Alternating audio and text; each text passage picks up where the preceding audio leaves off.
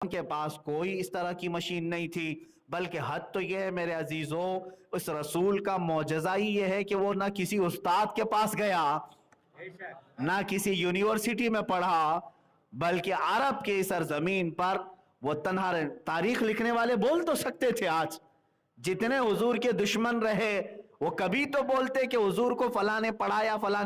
آج تک 1400 سال میں نہ کوئی یہودی بولا نہ کوئی عیسائی بولا کہ محمد عربی فلاں سے انسپائر تھے، ان سے بہت زیادہ متاثر تھے، اس کی تعلیمات لے کر کے بیان، کبھی نہیں۔ ان کو معلوم ہے 63 سالہ زندگی میں میرے آقا کے پاس کوئی استاد آیا ہی نہیں، جو آیا وہ جبرائیل، لیکن استاد بن کر کے نہیں، رب کا قاصد بن کر کے آیا۔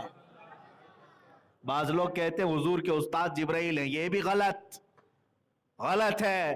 میرے رسول کا اگر کوئی استاد ہے تو قرآن سے پوچھو کون ہے، قرآن خود پڑھ کر کے بتائے گا، الرحمن علم القرآن، وہ رحمان ہے جس نے اپنے حبیب کو قرآن سکھایا ہے، شاگرد مصطفیٰ ہے، استاد رب ذوالجلال ہے، بس اس کے بیچ میں کوئی نہیں۔ جبرائیل علیہ السلام کا کام کیا ہے؟ بلکہ بعض اوقات تو خود کہتے ہیں لے کر کے آئے الف لام میم، آیتیں لے کر کے آئے ہیں، یہ بھی تو آیت ہے نا، کاف ہا یا عین صاد، یہ بھی آیت ہے۔ نہ مجھے اس کا معنی معلوم، نہ تمہیں معلوم، کسی کو نہیں معلوم، پوری امت میں کسی کو نہیں معلوم، آج تک نہیں معلوم۔ معلوم ہے آپ کو یہ بات؟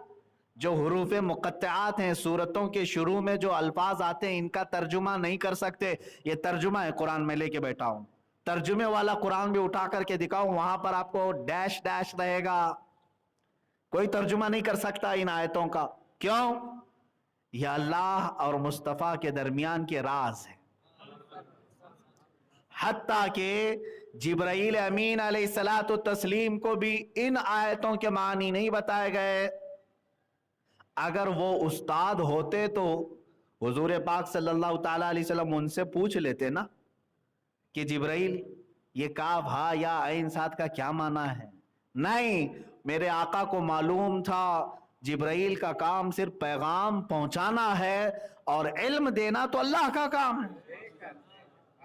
میرے عزیزو، اب یہاں چیلنج سب سے بڑا یہ ہے کہ قرآن اس رسول کی زبان سے بیان کرایا گیا جو رسول کبھی کسی استاد کے پاس گیا ہی۔ کیا یہ معجزہ نہیں ہے؟ یہ معجزہ نہیں ہے؟ حیرت کی بات ہے، آج جب کوئی چھوٹا بچہ 6 سال کا 7 سال کا کیلکولیشن کرنے میں ماہر ہوتا ہو، ہر حساب